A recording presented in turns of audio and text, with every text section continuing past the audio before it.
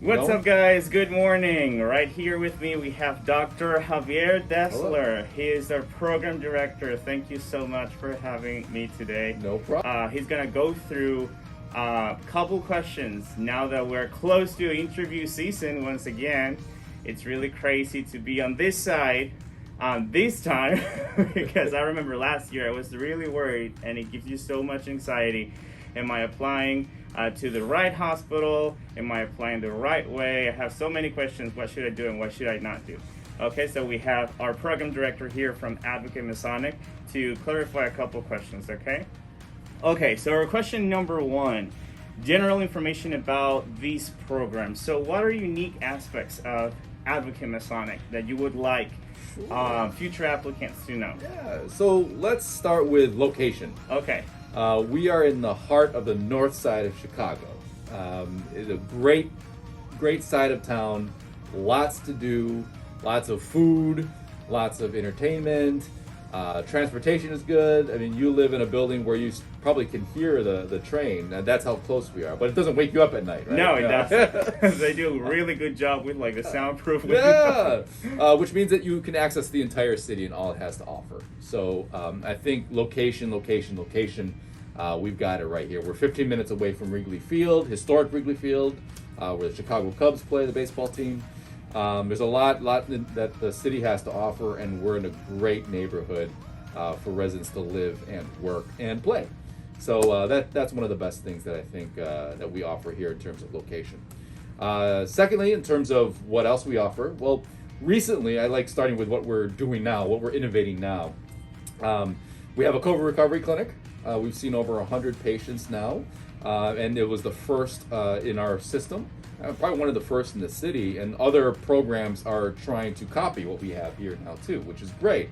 Even within the system lines, even in the state of Wisconsin as well, they're asking us and our associate program director, Dr. Jeffrey Ording, how we ran that clinic, and so something innovative that we're doing. Also, one of the things that you probably know from the website is the lifestyle medicine residency curriculum, which you have gone through now for I don't know, maybe like 8 lectures already now, and so.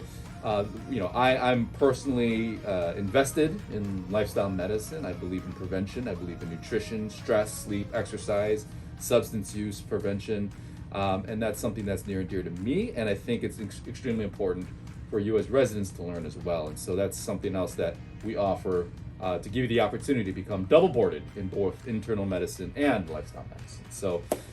Those are a couple of the things that we bring to the table here in Masonic. Now, when it comes to IMGs, the visa is always, the first question to pop up. Yeah. So how does this program handle the visa situation? Right. It's a lengthy process, and there's a lot that needs to be done. First of all, we do sponsor J1 visas. We have a good handful of residents who are on J1 visas. It's a process that does take a lot of time.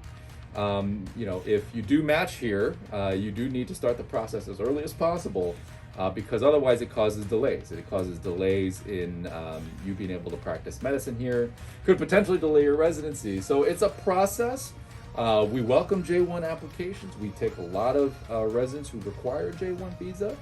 We think it adds diversity to our program, and just comment on diversity, over the last 5 years, we've accepted, 5 years, 16 categorical residents, about 80 residents, representing about 33 different countries, medical schools, speaking over 24 different languages. And so I think we embrace the diversity that we have. It's part of our culture. Before COVID, we used to have a nice potluck with, everyone would go up. They would Google image or Google their country and show images from their country, and then be able to share food. Well, we appreciate it when you cook the home food, but if you buy it, that's okay too. It's Chicago. You are able to find a cuisine from your country here, and that's how diverse our city is. So you don't want to taste my food. You don't want to make that mistake. Now, years of graduation. What can you guys, when you guys look at the full the application? How much of an impact the years of graduation brings to the table? It makes a large impact. We do take a look. We usually prefer graduates or who have graduated in the past 5 years. A lot of reasons for that. Once you leave medical training, The further away you get from your medical school training, the harder it is to go back into practice. It also depends on what you've been doing. And so if you've been practicing somewhere, medicine, that may be taken into consideration. But 5 years is generally the rule. Okay. Fellowships. Most of the residents, after completing their residency, where do they usually go? Yeah, so I'd say maybe a third of the class apply to fellowships, and it's variable from year to year. We do have a cardiology program here, a fellowship program, and so we do get a lot of applicants who are interested in pursuing a cardiology fellowship because we do have a fellowship program here. So a lot do cardiology. I will say that we matched 5 out of 5 cardiology applicants last year. The strength of training here is good enough to be able to go somewhere else or match somewhere else in a cardiology fellowship. So that's good, and that's been the case for the last several years. It all depends. We've had a couple of rheumatology fellowship matches. A few years ago, I believe in 2018, we had 3 out of 3 endocrinology matches. So it changes from year to year. A lot of people are interested in critical care, so they go into that. Hem-onc. We don't have a hem-onc fellowship here, but at our sister site at Lutheran General, they have a hem-onc fellowship there, and we matched a resident there last year. So it depends. For those that don't apply for fellowships, most residents go into hospitalist medicine, which I completely understand. I considered hospitalist medicine myself as a career path, but primary care, is also recently. We had someone go into primary care last year, and we have a couple of interested primary care folks this year, and our current second years who will be applying for primary care jobs as well. I think the lifestyle medicine, part kind of, it gets you more involved with primary care, and I think that's why the interest is starting to grow a little bit more. Okay, that sounds good. Now, any plans in the next 3 years for opening any other fellowships? Yeah, so my goal was to open up a lifestyle medicine fellowship here. Maybe not in the next 3 years, maybe by 2026. That was my goal. Dr. Potts, our chairman of medicine here, has been very aggressive in trying to get a hem-onc fellowship here at our site. We already have one at Lutheran General, so to try to get one here at Illinois Masonic would be great. We are building a new bed tower, hopefully, soon, so there's opportunities to build the space, and with new department programs comes new opportunities for fellowships, and hem-onc might be one that we're targeting. We have been targeting for a while. So that's one that we have coming in the future. What are those things that you're looking for in the applicant curriculum? Right. So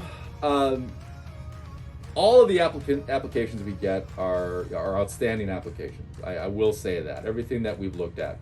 One of the things that we look for is, what have you done, right? So whether that's observerships or rotations here in the U.S., whether it's research, whether it's something else. Like, we've had people who've done really intense research. We've had people who have no research background at all. We look for a variety of different things, a lot of different experiences you bring to the table. I will say, though, that if you do get an interview here, the biggest thing that we look for is communication skills. Communication skills are so important in medicine, whether it's communicating with each other, whether it's to your attending, to your colleagues, but more importantly to the other departments and the other staff here at the hospital. So nurses, pharmacists, respiratory therapists, transportation, department. Being able to communicate is such a tool that you need as a physician. That's something that we value here. Okay. Well, thank you so much for having me today here, Dr. Javier. Good luck for all those future applicants. You heard it from the program director. Work hard, pray, and try to, stay calm during this big time. Okay, take care.